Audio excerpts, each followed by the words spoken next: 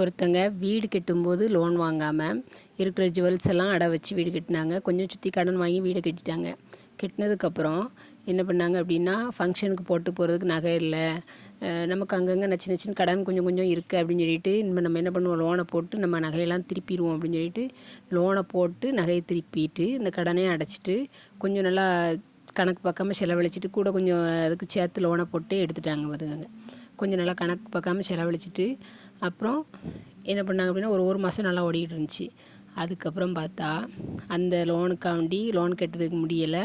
அப்புறம் ஒவ்வொரு நகையாக பேங்க்கு போக ஆரம்பிச்சிது. கிட்டத்தட்ட எல்லா நகையுமே பேங்க் போயிடுச்சு. அப்புறம் சுற்றி இருந்த கடனை கொடுத்துருந்தாங்களா, அப்புறம் கொஞ்ச நாளில் அந்த சுற்றி இருந்த கடனுக்குமே வாங்க ஆரம்பிச்சிட்டாங்க. கையில் பைசா இல்லை.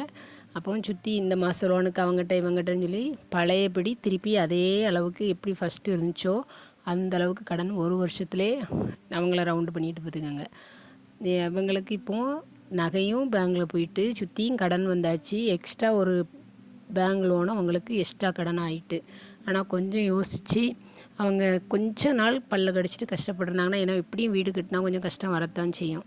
அதை கொஞ்சம் அவங்க கொஞ்சம் அந்த நேரம் சிந்திக்காமல் விட்டதுனால அவங்களுக்கு நிறைய கடன் ஆகிடுச்சு ஃப்ரெண்ட்ஸ். அதான் நம்மளாக இருந்தாலுமே அதை கடன் வாங்கணும்னா நிறைய யோசித்தோம்னா அப்படி தான் கொஞ்சம் நம்ம கடனில் சிக்காமல் தப்பிக்கலாம்லாம். ஈஸியாக நம்ம இது பண்ணிடலாம் அப்படின்னு நினச்சோன்னா டக்குன்னு நம்ம கடன் வலையில் விழுந்துரும், எந்திரிக்க முடியாது. இந்த வீடியோ பிடிச்சிருந்துச்சுன்னா பிரயோஜனமாக இருந்தாலும் லைக் பண்ணுங்கள், நம்ம சேனலை சப்ஸ்கிரைப் பண்ணிக்கோங்க, கமெண்ட் பண்ணுங்கள். Bye friends.